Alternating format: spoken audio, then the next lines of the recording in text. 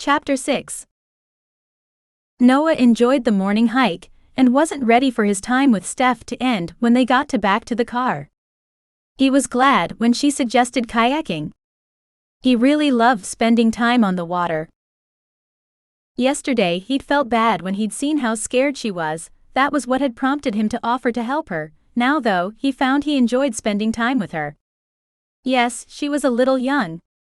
He hadn't been sure before, but she'd mentioned that she recently turned 21 when she'd showed him the SIG in her console. He felt better knowing she carried it. 21 put her almost 7 years younger than him. Not ideal, but not insurmountable. Besides, she didn't act like the average barely legal college kid. She wasn't out partying, getting drunk and flashing her boobs at strangers. She was home, working for her parents and granted, hiding from a stalker. She wasn't panicking and acting stupid though.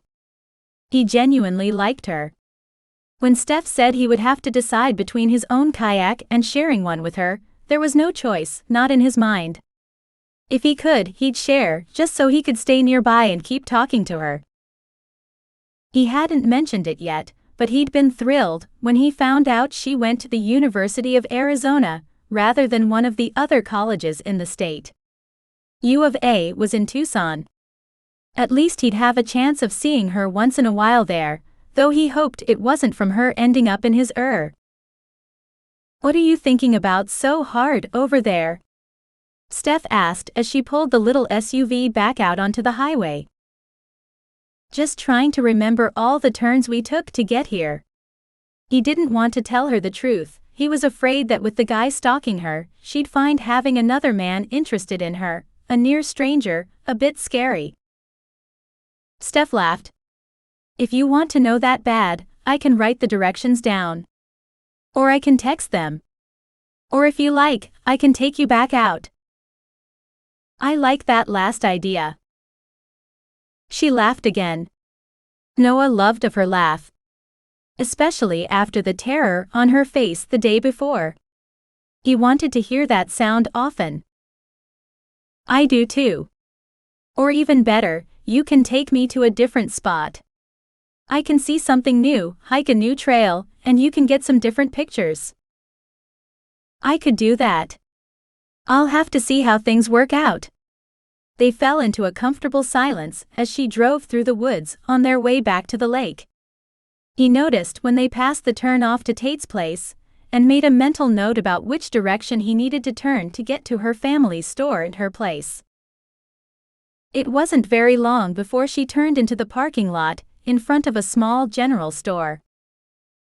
Oh good, they are both here. Have you decided if you want a solo kayak, or a double? Let's go for a double. All right. Come on in. I need to check with my mom before I take it out. They went inside. Noah saw a small woman with short curly hair, framing a face that looked like a slightly older version of Stephanie. Hi Mom, how are things today? Steph gave the other woman a hug. Good, we've done pretty well, been pretty steady for this early in the season. The older woman looked at him with narrowed eyes. Who is this? Mom, this is Noah, he's the one who helped me yesterday. Not the one, she trailed off as if not wanting to say, not the man stalking her daughter. No ma'am, I'm not the one harassing Steph. But I know about him, and I'll do my best to keep her safe when I'm with her. Actually, he offered to go with me today, so I wouldn't be alone. Stephanie piped up, making Noah avoid looking at her. He didn't want her to see the building attraction he felt every time he looked at, or listened to her. Noah, this is my mom, Kara Roberts. It's nice to meet you, ma'am. He extended a hand. You too. She took his hand and shook it once before releasing it. Thank you for being there for my daughter yesterday, and convincing her to tell us what is going on. Kara shot Steph an unhappy look. She should have told us before she even came home, but either way, we're glad to know now and happy she's safe here where we can keep an eye on things for a while.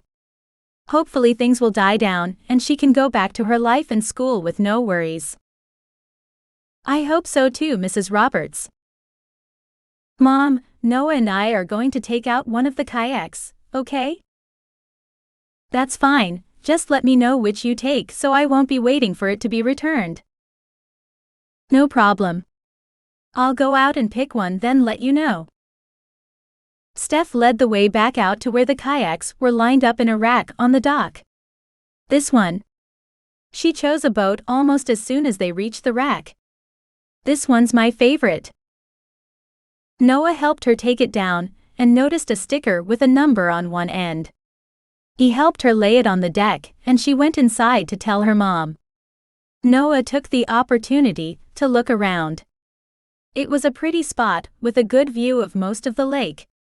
From what he could tell, it was probably the only place, at least on this side of the lake, to fuel up in the water. Here, I grabbed these for us, Steph said as she came back. He turned to find her handing him a dry pouch for his phone. Good idea, thanks. He tucked his phone into the pocket and sealed it, making sure to press as much air out as he could. Air would make it float, but that's what the attached foam bobber was for. By pushing the air out, he would be able to use the phone. He might want to take pictures and such, and that could be done without removing it from safety. He stuck the phone, pouch and all, into his jacket pocket, so he would still be able to get to it once in the boat, and then turned to Steph. You ready to get started? Whenever you are.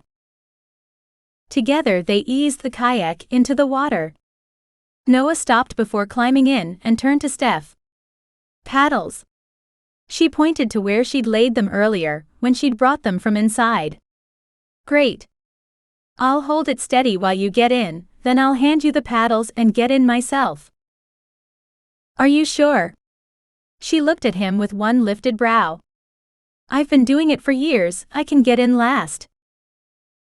I'm sure. Now you want front or back? It's up to you. You're the guest. I'll take the back. It wasn't that he cared which position he had, more that he wanted to be able to see her. If you say so. He held the little boat while she climbed aboard and got comfortable, then got in himself. Once he was ready, she handed back his paddle and together they pushed away from the dock. It didn't take long for them to settle into a synced paddling rhythm, as if they had been doing this for a long time instead of a few minutes. Stephanie showed him around the lake. He had to ask a few questions at first, but soon she pointed things out and showed him more than he would have thought to ask about, even where her parents' place was. He had no trouble telling which Tate's place was too. Now he'd be able to find her, at least if he went by the water. Noah enjoyed listening to her, and was disappointed when the sun started to set, and they had to go back to the store. It had been an amazing day, and he'd enjoyed spending it with Steph. Noah was sorry to see it over. They got back to the store, pulled the boat out of the water, and put it away before heading back to her car. As they got close, she gasped and stopped. Noah looked ahead, as he'd been watching her instead, and saw what had stopped her. Hor had been scratched into the driver's side. Without thinking, Noah wrapped his arm around her and pulled her front against his chest while he scanned the area to make sure the asshole who had done this wasn't still around. He backed away from the car, moving toward the store. Do you have a key to the store? She nodded against his chest. Good, unlock the door and we'll wait inside. She didn't question him, she just pulled out her keys and unlocked the padlock on the security door, then the door itself, and let them in. What are we waiting for? She asked once they were inside and the door closed. The cops. He pulled out his phone and looked, but there was only one bar, he couldn't be sure the call would make it out. Does this place have a phone? Of course. Steph went around the register, grabbed the wireless handset and handed it to him, her hand trembling. Do you have 911 here, or is there a specific number? He wrapped his free arm around her again. Seeing her shaking and scared like this did something to his gut. Noah didn't like the feeling. 911, but are you sure we need to call? Yes, we need to call. He dialed and waited for it to be picked up, then told the dispatcher what was going on and answered his questions. Once he'd been assured there was an officer on the way, he hung up, set the phone aside and focused on Stephanie. Noah wrapped his other arm around her and just held her close. Her shaking seemed to have stopped, and she'd wrapped her arms around his waist and held on. He hated that it was under these circumstances, but he liked the feel of her arms around him. By the time the police arrived, Steph wasn't huddled as tightly against him as she'd started out. She was still in his arms, but she was no longer clinging. She'd looked up and was talking some. This was a good sign. When they heard a car door close outside, she pulled away and looked out the glass window in the door. It's the police. Good. We might need a couple flashlights. Where will I find those? There are a couple under the register. It gets dark early in the winter. Noah looked where she'd said and pulled a pair of heavy flashlights out. You don't mess around when it comes to flashlights, do you? We're often carrying a cash bag. Dad insists if we're gonna carry something, that it can be used as protection too. Your dad's a smart man. I like him already. Let's go meet the officer. He herded her toward the door. They'd almost reached it when a knock sounded. Noah reached past Steph, flipped the lock and opened the door. We were just coming out to meet you. Let's talk in here if you don't mind, the officer said. Sure. Steph stepped to one side to make room for him to come in. I'm Officer Creedon, he said once he was inside. I understand you called? I did, Noah spoke up. Did you see the side of her car? No, I didn't look at it. I'll do that in a minute. Let me get the details from you first. They filled him in on what they had been doing and how they found the car. Do you have any idea who might have done this? He looked around the room. Do you happen to have any cameras here? Noah looked to Steph. No cameras, but I have a good idea who's responsible, she said with a sigh. This isn't the first incident, Noah said to Officer Creedon. He put his hand on Steph's back. Tell him about yesterday too. She filled the officer in, not only on what had happened the day before, but what had been happening in Tucson as well. I can't do anything about what happened in Tucson, it's simply out of our jurisdiction. Do you still have the note from yesterday? The officer looked at Steph. I do, it's at my friend's house where I'm staying, Noah spoke up. The officer looked at him for a moment. I'll need that. No problem. Noah was happy to cooperate with any investigation. He wanted this guy, whoever he was, to leave Steph alone. I'm not really sure how much we can do even about what's going on here. I can investigate and we can see what we can find, but without proof, evidence, we can't prove it's him. Have you seen him up here? Steph shook her head and looked at the floor. I haven't, but I don't know anyone else who would do this. I understand, and I'm not saying it's not him. The officer looked concerned. I'm just saying be careful. We can't do anything to stop it until we have proof of who's doing it. So, what you're saying is we need to call in every time something happens. If possible, take pictures, and if we see him at all, take a picture. Those would be good steps, the officer said. In the meantime, take care. Let people know where you'll be, try to avoid being alone, where he might be able to corner you, that kind of thing.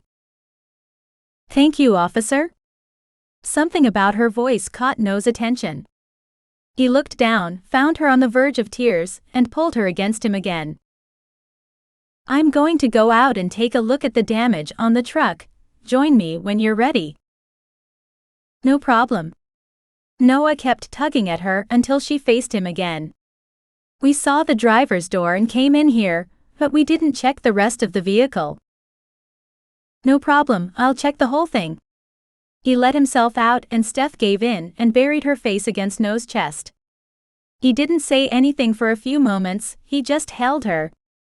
After a little while, he looked down at the top of her head. What is it? It just sucks.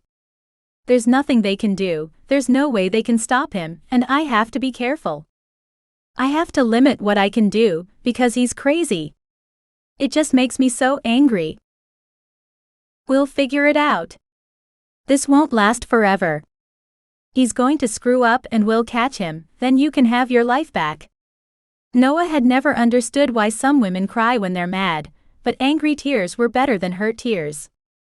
After a moment she pulled away, wiped her eyes, and straightened her shoulders. Are you ready to go out and deal with this? She looked up at him with wide, clear eyes. Anytime you are.